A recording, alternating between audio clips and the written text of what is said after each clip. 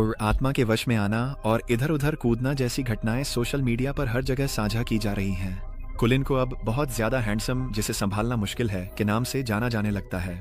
BBM school की सबसे hot छात्रा और मॉडल, जिसका नाम अमांडा है, वह भी यह खबर सुनती है और तुरंत ही कुलिन पर फिदा हो जाती है। वह पहला लड़का है जो खूबसूरती और रुतबे में उसके बराबर है। वह तुरंत ही उसे इम्प्रेस करना अपना मिशन बना लेती है।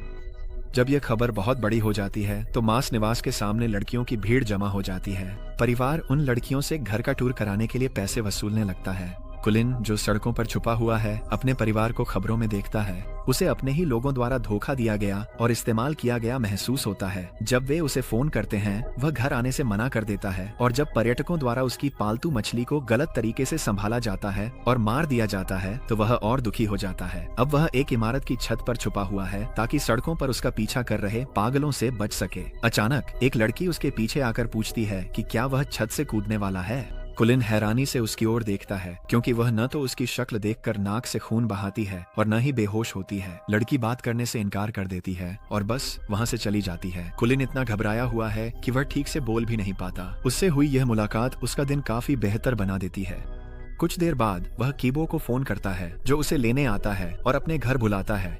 वह और उसकी दादी कुलिन का स्वागत करते हैं और कहते हैं कि वह वहां रह सकता है। जब वह किबो के कमरे जाता है तो उसे 2 दुर्लभ कलेक्टिबल ताश के पत्ते दिखते हैं। वह देखकर हैरान रह जाता है। उन्हें पता चलता है कि उनकी कई रुचियां एक जैसी हैं और ताश के पत्तों का संग्रह उनमें से एक है। अगले दिन वे दोनों उस लड़की को ढूंढने के लिए ओएल गर्ल्स स्कूल जाते हैं, जिससे वे कल मिले थे। वहां वे अमांडा से भी मिलते हैं और उसे सिदी द्वारा भेजी गई प्रपोजल की फाइलें दे देते हैं।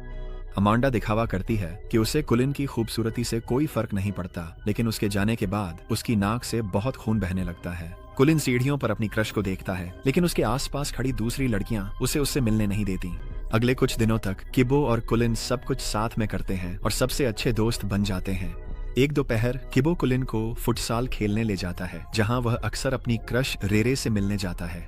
मैच के बाद कुलिन छत पर देखी गई लड़की को पास की एक दुकान में काम करते हुए देखता है। वह उसकी ओर लगातार देखे बिना खुद को रोक नहीं पाता। तभी किबो आता है और कुलिन की मुलाकात रेरे से कराता है। कुलिन को पता चलता है कि वही लड़की किबो की भी क्रश है, जिसके बारे में वह पहले बात कर रहा था। दोनों एक दूसरे के काफी करीब लगते हैं, जिससे कुलिन को जलन होने लगती है। उस रात वह मुश्किल से सो पाता है, क्योंकि यह एहसास उसके लिए नया और उलझन भरा है। फिर उसे याद आता है कि ओकस एक लव गुरु है और वह उससे मिलने का समय तय करता है। अगली सुबह जब वे मिलते हैं तो ओकस खुशी के आंसू बहाते हुए रो पड़ता है। वह इस दिन का इंतजार कर रहा था कि अपने भाई को लड़कियों के बारे में सलाह दे सके। कुलिन ने अपने परिवार को माफ कर दिया है कि उन्होंने उसे उसके फैंस के सामने बेच दिया था, क्योंकि अगर ऐसा नहीं होता तो वह कभी